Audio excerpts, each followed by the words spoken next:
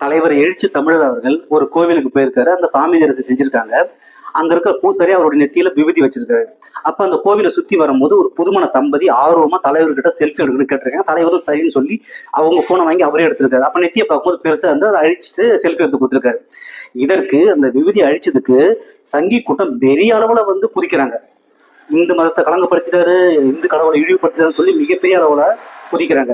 இந்து கடவுளை இழிவுபடுத்தினாரா, இந்து மதத்தை இழிவுபடுத்தினாரா என்று மக்களுக்கு நன்றாக தெரியும் தலைவரை பற்றி. அதே போல இந்த சங்கி கூட்டங்களுக்கு, இந்த சாதி வெறி இந்துக்களுக்கு நாம கேட்க வேண்டிய கேள்வி என்னன்னா, மேல் பாதியில ஒரு இந்துக்கள் ஒரு இந்து கடவுளை வணங்க போயிருக்கிறாங்க, தடுத்து நிறுத்தப்பட்டிருக்காங்க. இதற்காக இந்த சாதி வெறி இந்துக்களும் சங்கி கூட்டங்களும் இதற்காக ஆர்ப்பாட்டம் பண்ணியிருக்காங்களா? ஒரு இந்துக்களை வந்து ஏன் இந்து கடவுளை வணங்க விடலை அப்படின்னு சொல்லி ஆர்ப்பாட்டம் பண்ணியிருக்காங்களா? கிடையாது. அதே போல பட்டியல் சமூக மக்களும் பிற்படுத்தப்பட்ட மக்களும் இன்று வரை கருவறைக்குள்ள போயிட்டு சாமியை தரிசனம் செய்ய முடியல. இதற்கு சாதி இந்துக்களும் இந்த சங்கி கூட்டங்களும் RSS சங் பரிவார் கும்பலும் ஏதாவது வந்து போராட்டம் பண்ணியிருக்காங்களா, ஆர்ப்பாட்டம் நடத்திருக்காங்களா? கிடையாது. குறிப்பா தமிழ்நாட்டில் உள்ள தமிழ் கடவுளுக்கு தமிழில் மட்டும்தான் அர்ச்சனை செய்ய வேண்டும் என்று இதுவரை ஏதாவது ஒரு போராட்டம் நடத்திருக்காங்களா?